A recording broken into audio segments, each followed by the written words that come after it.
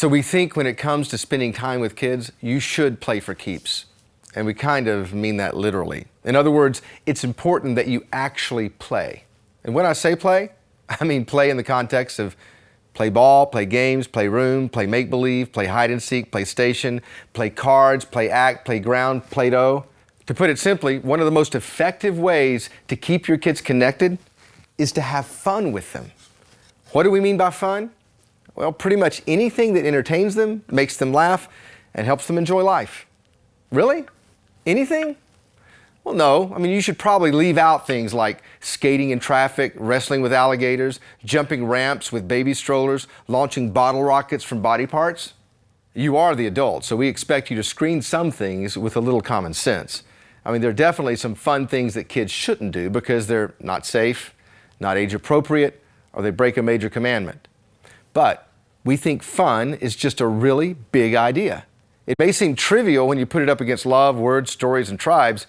I mean, fun is just a good time, right? It's fun, period, just an indie pop band. But when you put fun over time, something serious happens. Fun over time creates a powerful connection that takes a friendship deeper. Think about it this way. Kids were created with a play drive. So were dolphins, squirrels, sparrows, monkeys, cats, and unicorns. Okay, not that one. I'm just making sure you're still listening. So evidently, fun matters so much to God, He decided to illustrate it everywhere in nature to remind us we need to play. If you don't believe me, then you should just get a dog and count how many times you get nudged to throw a ball. So, we were all made to have fun. But if you're like the average adult, one day you grew out of it. It's possible. It's possible you've lost that playing feeling. Now it's gone, gone, gone. Whoa, whoa, whoa. Okay, maybe that's cheesy, but we're just trying to stimulate you to have more fun. Seriously? Yeah, seriously. That's actually part of the problem. Too many adults take themselves too seriously, and they don't know how to have fun at church or at home. They make excuses like, but it's not our job to entertain kids. But kids need to learn to be reverent.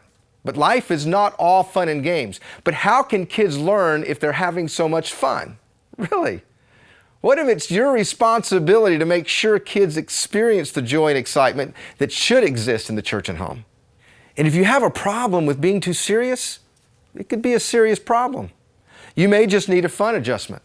You may need to laugh a little more, dance a little longer, play a little harder. That is, if you want kids and teenagers to want to show up and be around more.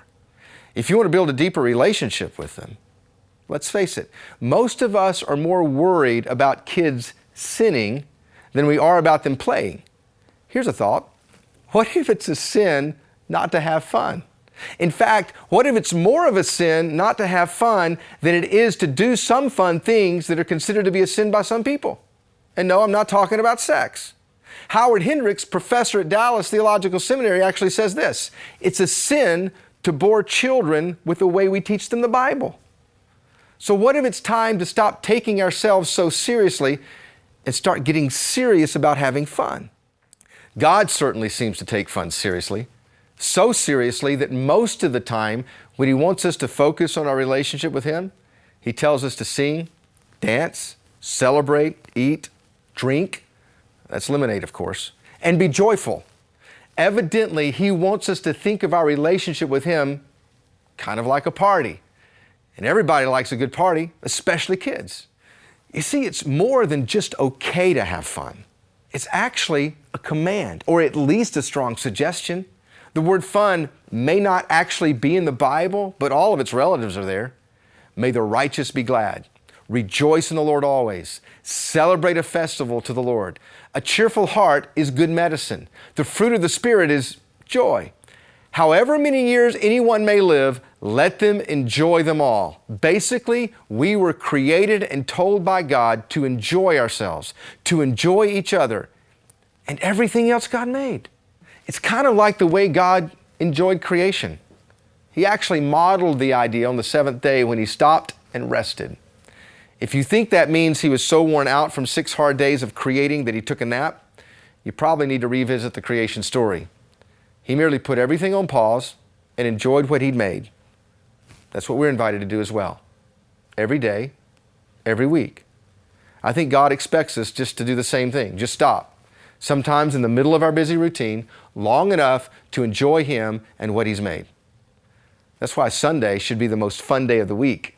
If it's not, then maybe we should rethink what we're doing. In reality, fun should never be something we tack on. It should always be something that's woven into our everyday lifestyles.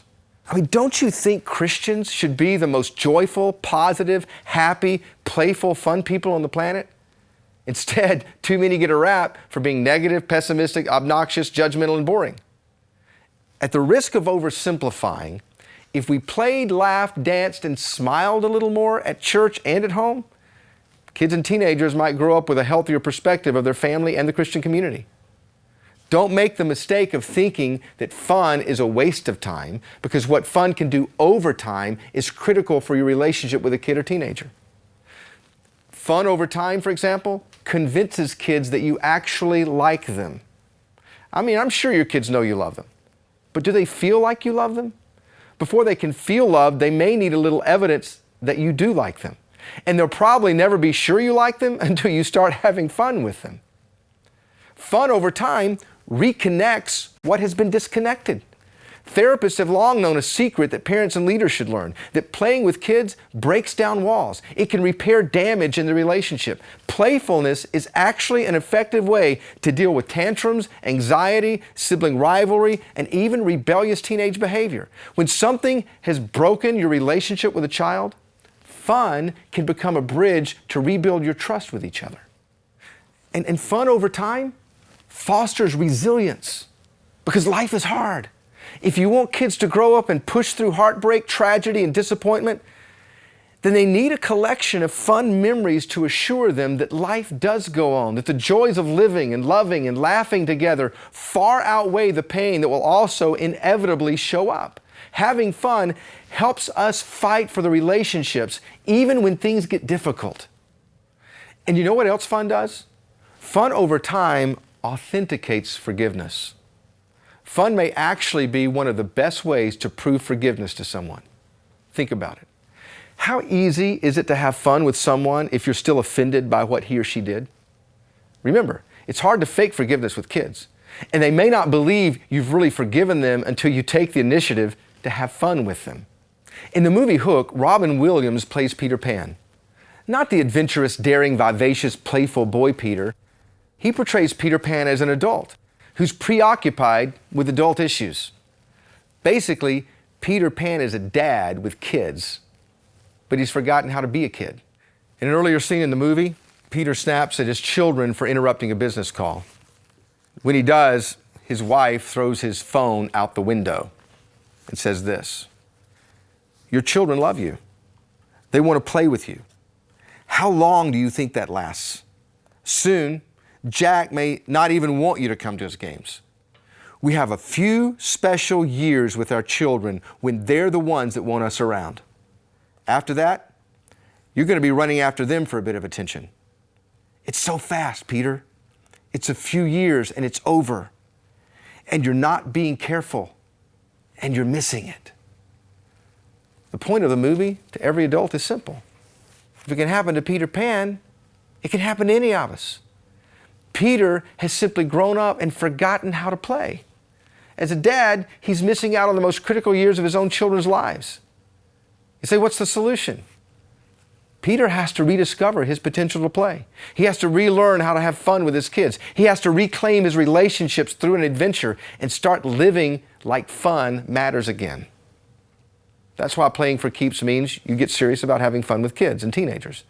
And that means whatever you do this week, you should make it fun. Simply play and laugh together. It doesn't mean you make everything in your week fun, but you can have more fun this week. Remember this, fun may not be the most important thing, but if you don't have fun, little else matters. If you love kids, but you don't play with them, they'll probably never feel like you like them. If you give teenagers words and stories that are boring, they may not really listen. If you belong to a tribe that never laughs, they won't want to be a part of it. If you want to build trust, have lasting influence, establish a deeper connection, you have to make fun a priority. So whatever you do this week, please make it fun.